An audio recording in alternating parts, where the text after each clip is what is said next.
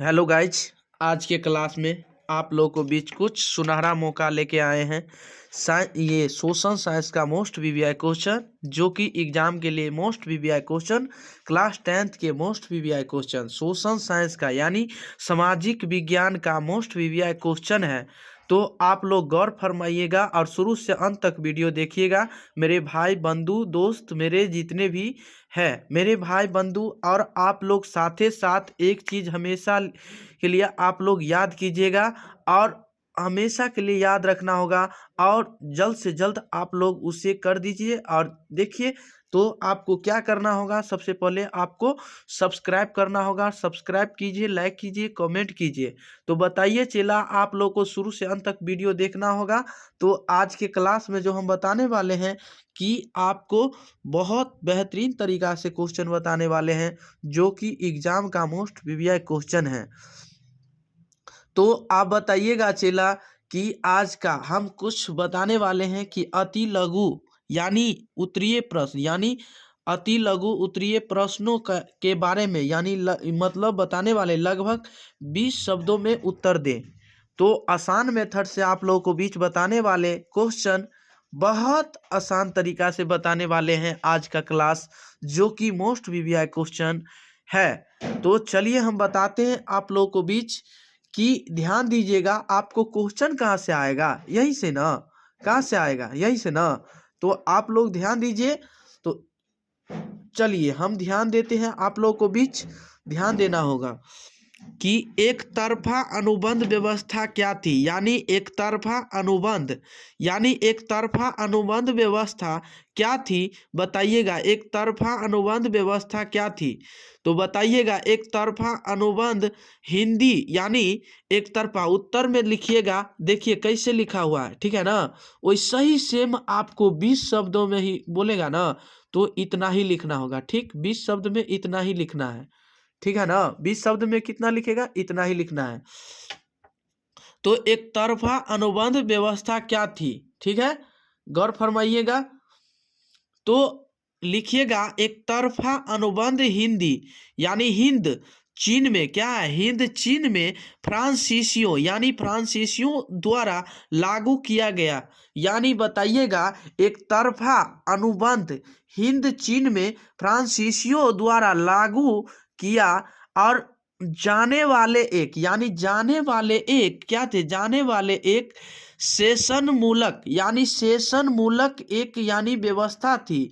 यानी मतलब लागू किया जाने वाला एक जो था, उसका नाम सेशन मूलक व्यवस्था थी। क्या थी, सेशन मूलक व्यवस्था थी।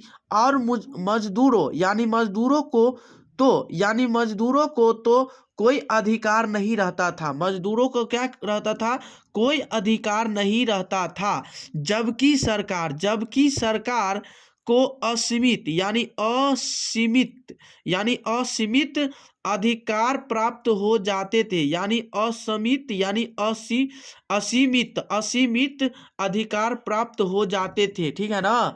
क्या हो जाते थे, असीमित अधिकार प्राप्त हो जाते थे। तो उम्मीद करते हैं कि एक तरफा अनुबंध व्यवस्था क्या थी, तो यानी एक तरफा अनुबंध हिंद चीन में फ्रांसीसियों द्वारा लागू किया गया, यानी किया जाने वाले एक सेशन मूलक व्यवस्था थी।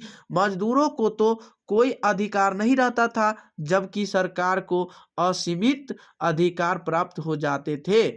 चलिए अगले नंबर क्वेश्चन, दूसरा नंबर क्वेश्चन है कि बाओ दाई, यानी बाओ दाई कौन था, बाओ दाई कौन था, बताइएगा। बाओ दाई कौन था, बताइएगा। आपको लिखना होगा, मोस्ट वीवीआई क्वेश्चन है, जो कि एग्जाम के लिए मोस्ट वीवीआई क्वेश्चन है। और आप लोग एक चीज हमेशा ध्यान रखिएगा कि आप लोग साथे साथ आप लोग सब्सक्राइब कीजिए, लाइक कीजिए और शेयर कीजिए, सारे दोस्त के पास भी शेयर कीजिएगा। तो चलिए हम बताते हैं आपको, बहुत आसान तरीका से बताने वाले हैं। उत्तर में आप लोग को बीच बताएंगे कि बाओ दाई हिंद चीन के एक द्वीप, यानी अननाम है, क्या है, अननाम है, क्या है, अननाम है, बताइएगा। बाओ दाई हिंद चीन के एक द्वीप अननाम है। अननाम का शासक था। अननाम का क्या था? शासक था। क्या था? शासक था। लेकिन यानी साम्यवादी साम्यवादी साम्यवादी साम्यवादी राष्ट्रवादियों ने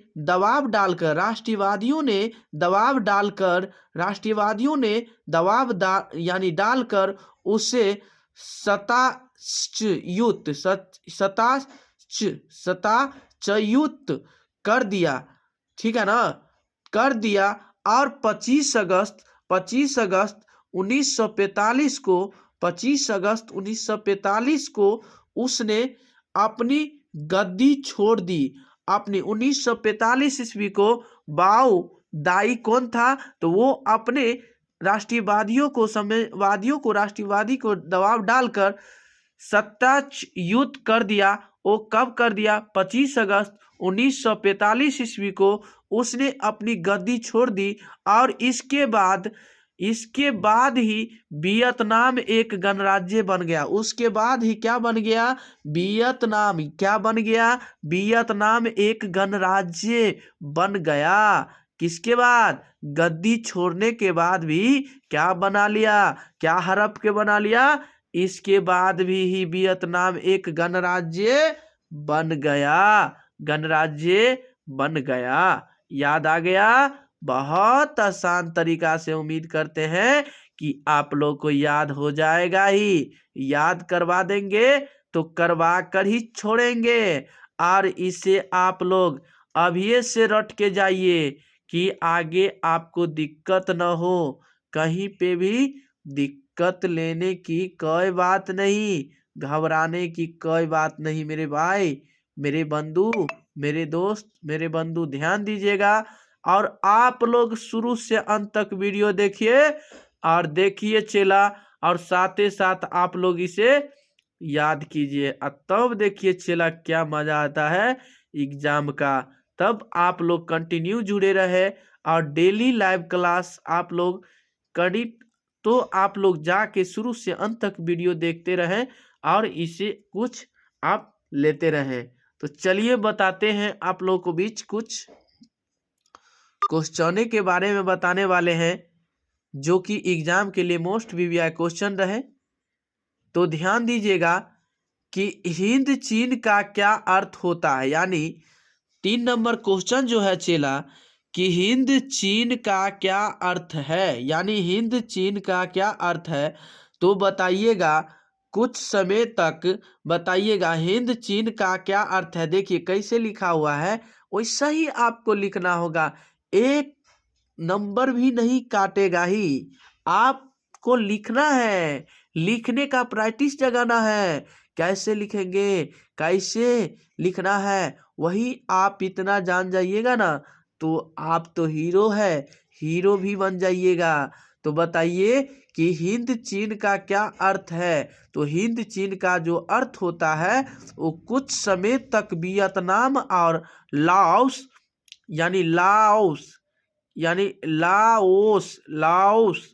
पर चीनी अधिकार था। क्या था? चीनी अधिकार था। यानी कुछ समय तक वियतनाम और लाओस पर क्या था? चीनी लाओस पर चीनी अधिकार था। और कंबोडिया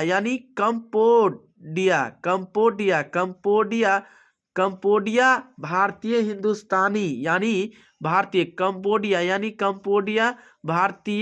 हिंदुस्तानी प्रभाव में था। क्या था?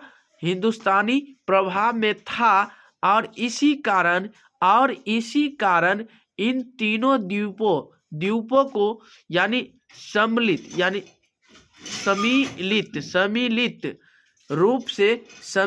रूप से हिंद चीन कहा जाने लगा। यानी सम्मिलित होके क्या कहने लगा? यानी रूस से हिंद चीन कहा जाने लगा। क्या कहा जाने लगा? रूस की मतलब द्वीपों को सम्मिलित रूप से हिंद चीन कहा जाने लगा। आइए अगला नंबर क्वेश्चन बताइएगा चेला। आपका मोस्ट वीवीआई क्वेश्चन वेलकम है, देखिएगा। मेरे प्यारे दोस्त, आपका क्वेश्चन जो रहा, जनेवा समझौता कब और किन के बीच हुआ? जनेवा समझौता कब और किन के बीच हुआ बताइएगा। जनेवा समझौता कब और किन के बीच हुआ? गौर फरमाइएगा, मोस्ट वीवीआई क्वेश्चन जो कि एग्जाम के लिए आपको बहुत बेहतरीन तरीका से क्वेश्चन है और बहुत अच्छा से पूछा हुआ क्वेश्चन। तो जनेवा समझौता जो हुआ मेरे प्यारे दोस्तों, मई में ही हुआ। कहाँ हुआ, कब हुआ? मई में ही हुआ, जो कि 1954 ईस्वी में। कब हुआ? 1954 ईस्वी में। साम्यवादियों और अमेरिका यानी अमेरिका के बीच हुआ। किसके बीच हुआ?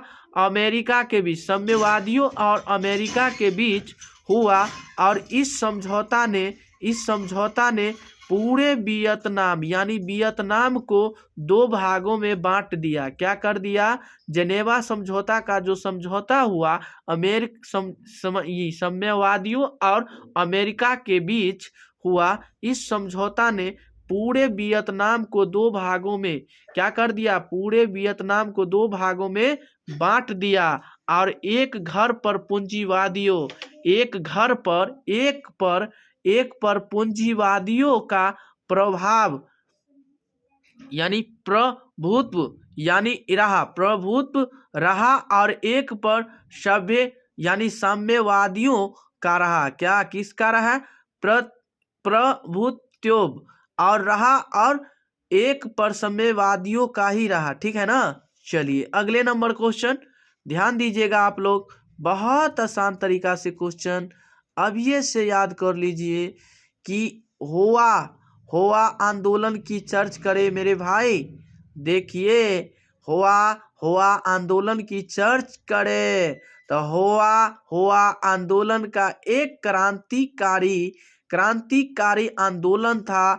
होआ आंदोलन जो था एक क्रांतिकारी था। क्या था? क्रांतिकारी आंदोलन, जिससे बौद्ध धार्मिक यानी धर्मावलंबियों और धर्मावलंबियों ने चला रखा था। यह आंदोलन 1939 में शुरू हुआ था। ये आंदोलन 1939 में शुरू हुआ था। इसका नेतृत्व यानी इसका नेता हुइन फूसो था। क्या था? हुइन फूसो था। क्या था? हुइन फूसो था। चलिए अगला नंबर क्वेश्चन पे ध्यान दीजिएगा आप लोग, जो कि बहुत बेहतरीन तरीका से चला। ध्यान दीजिएगा कि लघु उत्तरीय प्रश्न है कि हिंद चीन में फ्रांसीसी प्रसार का वर्णन कीजिए। बताइएगा, हिंद चीन में फ्रांसीसी प्रसार का वर्णन कीजिए। जैसे बताइएगा, हिंद चीन में आए तो अनेक यूरोपीय देश, किंतु किसी ने वहां अपनी सत्ता स्थापित करने का प्रयास नहीं किया और उनमें फ्रांस ही एक ऐसा देश निकला जो व्यापार करने के साथ वहां अपनी सत्ता भी स्थापित कर ली। 17वीं शताब्दी तक बड़ी संख्या में व्यापारियों के साथ ईसाई पादरी भी हिंद चीन पहुंचने लगे। 19वीं सदी में फ्रांसीसी पादरियों की बढ़ती संख्या के विरोध अन्नाम को यानी चीन में उग्र आंदोलन हो रहे थे। क्या हो रहे थे?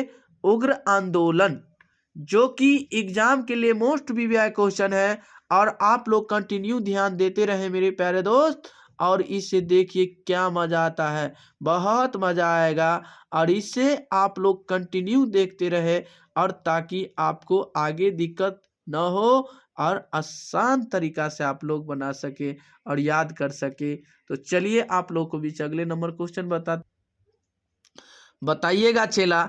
आपका ऑब्जेक्टिव क्वेश्चन है कि हिंद चीन में यानी बताइएगा, आप लोग को बीच बहुत बेहतरीन तरीका से क्वेश्चन है कि हिंद चीन क्षेत्र में कौन से देश आते हैं। हिंद चीन क्षेत्र में कौन से देश आते हैं?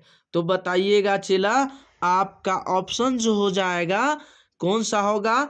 तो आपका फाइनली आंसर 4 में से एक ऑप्शन को चुनना होगा, जो कि आपको कंबोडिया हो जाएगा। क्या हो जाएगा? कंबोडिया, कामा वियतनाम, कामा लाओस, यानी लाओस हो जाएगा। तो कहाँ पे है आप बताइए? एक का 100 ऑप्शन फाइनली आंसर हो जाएगा।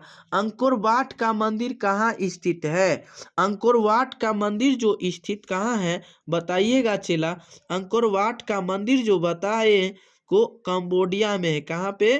कंबोडिया में। चूंकि 2 नंबर आपको फाइनली आंसर हो जाएगा। हिंद चीन पहुंचने वाले प्रथम व्यापारी कौन थे? तो बताइएगा, हिंद चीन पहुंचने वाले प्रथम व्यापारी कौन थे? यानी इंग्लैंड का, फ्रांसीसी का, पुर्तगाली का, डच का। तो आप बताइएगा चेला, आपका जो फाइनली आंसर हो जाएगा पुर्तगाली ही। कौन थे? पुर्तगाली। हिंद चीन में बसने वाले फ्रांसीसी कहे जाते हैं। क्या कहे जाते हैं बताइएगा? आप लोग गौर फरमाइएगा।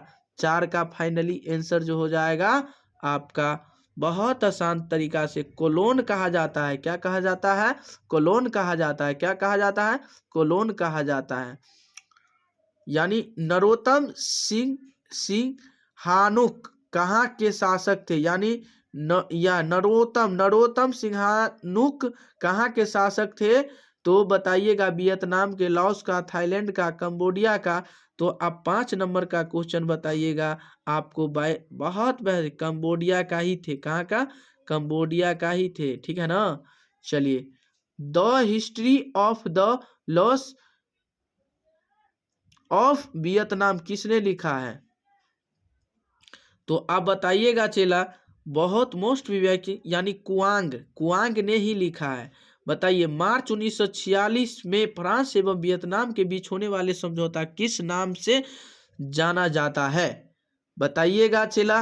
मोस्ट वीवीआई क्वेश्चन जो कि एग्जाम के लिए आप लोगों को बीच ध्यान दीजिएगा और आसान मेथड से आप लोग इसे बना लीजिएगा। तो हनोई समझौता मोस्ट वीवीआई क्वेश्चन जो कि आपको ब ऑप्शन में ही मिल रहा है। चलिए, 8 नंबर क्वेश्चन पे ध्यान दीजिएगा कि किस प्रसिद्ध दार्शनिक ने एक अदालत लगाकर अमेरिका को वियतनाम युद्ध के लिए दोषी करार दिया? बताइएगा। मोस्ट वीवीआई क्वेश्चन जो कि एग्जाम के लिए, तो रसेल आपको फाइनली आंसर हो जाएगा ऑन नंबर। चलिए बताते हैं कि हिंद चीन में अंतिम युद्ध समाप्ति के समय में अमेरिकी राष्ट्रपति कौन थे? तो बताइएगा चेला कि निक्सन। कौन थे? निक्सन ही थे। कौन थे? निक्सन आपको फाइनली आंसर हो जाएगा। बताइएगा चेला, मोस्ट वीवीआई क्वेश्चन कि हुआ आंदोलन किस प्रकृति का था? यानी हुआ आंदोलन किस प्रकृति का था? तो बताइएगा चेला, वो जो था ना क्रांतिकारी धार्मिक था। क्या था? क्रांतिकारी धार्मिक, जो कि आपको 2 ऑप्शन मिल रहा है। तो उम्मीद करते हैं कि मेरे प्यारे दोस्त और भाई बंधु, आप लोग इसे अच्छा तरीका से आपको पता हो गया होगा। इसके लिए धन्यवाद। तब तक के लिए बने रहें। आज के लिए इतना ही। इससे अगले वीडियो में फिर मिलेंगे। और आप लोग साथ ही साथ सब्सक्राइब कर ले, लाइक कर दीजिए। और साथ ही साथ आप लोग को जब लाइव क्लास आऊँ तो आप लोग को बीच कंटिन्यू मिलते रहे। इसके लिए धन्यवाद। तब तक के लिए बने रहें। आज के लिए इतना ही।